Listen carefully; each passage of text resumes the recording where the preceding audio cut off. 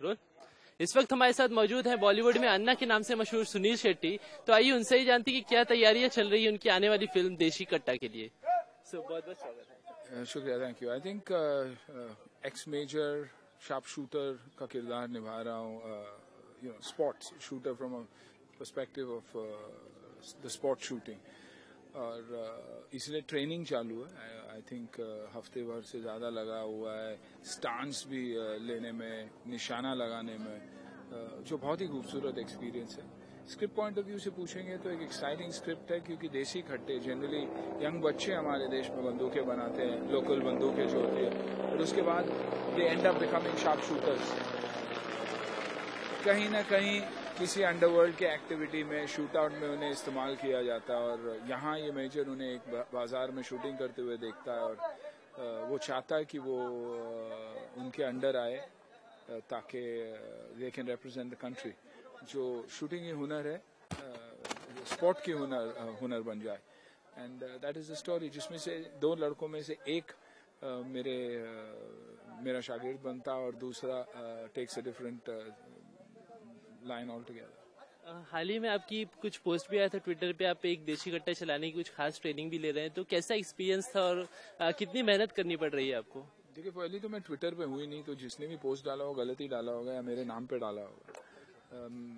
लेकिन ट्रेनिंग काफ़ी चल रही है, और ट्रेनिंग इसलिए चल रही है क्योंकि सीखना बहुत है, और क्योंकि एक स्पॉट फिल्म भी है ये देसी कट्टे। नाम के पॉइंट ऑफ व्यू से आपको कुछ और लगेगा, लेकिन एक spot is the heart of the subject, तो वो दिखना भी सही चाहिए, ऑथेंटिक भी लगना चाहिए। इसीलिए we have some of the best coaches in the country जो हमें ट्रेन कर रहे हैं। इससे पहले भी आपने एक आर्मी का किरदार निभाया है, मेजर का किरदार निभाया है, तो इस बार ये पिछले किरदारों से कितना अलग है? आई थिंक बॉर्डर में अलग था, BSF था, मैं हूना में एक्स आर्मी था, लेकिन हु टर्न्स नेगेटिव। इसमें आर्मी है लेकिन स्पॉट और पॉजिटिव है। अखिल और जय भी काफी नए किरदार, भी काफी नए लोग आपके साथ काम कर रहे हैं, तो लाइक कैसी बॉन्डिंग हो रही है अभी तक, कैसा एक्सपीरियंस रहा है उनके साथ काम करने? Known them for a while. जय को मैं काफी साल से जानता हूँ, और अखिल को भी। फैंटास्टिक टैलेंट, और अच्छी बात यह है कि काफी वो रिहर्स कर रहे, ट्रेन कर रहे। एक नए एक्टर को ऐसे किरदार निभाने का मौका बहुत ही कम मिलता। Of course youngsters get a chance to sing and dance और वो सब, उसके साथ साथ यहाँ एक परफॉर्मेंस बेस है। कानपुर से लेके उनकी journey into a shooting arena, a sports arena, national sport, जो बहुत ही खूबसूरत रोल है उनके लिए। काफी समय तक आप बॉलीवुड में बड़े पर्दे से गायब थे, तो इसकी कोई खास वजह, और अभी जब कमबैक कर रहे हैं तो?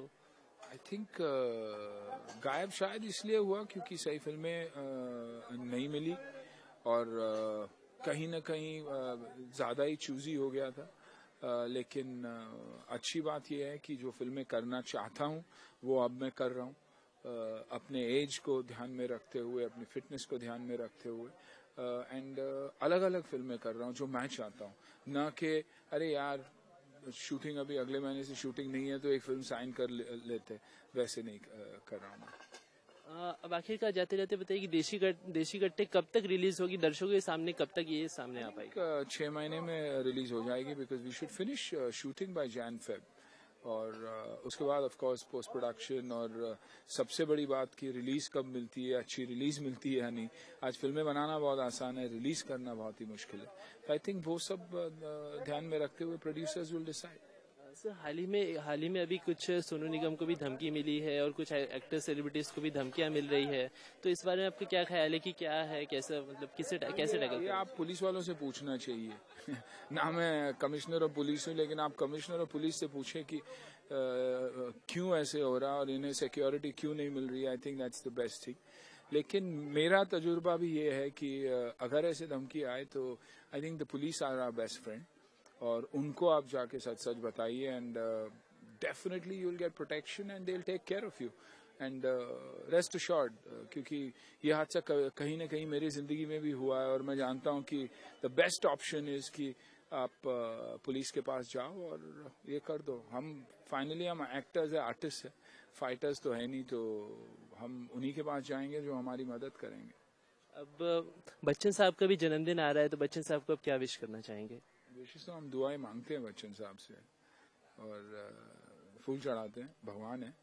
आज भी मेरे फोन में भगवान के नाम से इट सेज गॉड, तो मैं उसी गॉड का मैसेज के लिए हमेशा इंतजार करता हूँ जब मेरा जन्मदिन होता। And I think that's the best moment of my life. But आप जियो हजारों साल एंड यू नो जिस एनर्जी से आप काम करते रहे वैसे ही होना चाहिए। जो प्यार जो आप you know that he spreads to all his co-stars, I hope that remains forever. बहुत बहुत धन्यवाद हमसे बात करने के लिए। मैं आशुतोष बढ़गैया, कैमरामैन प्रमोद के साथ, लाइव इंडिया, मुंबई।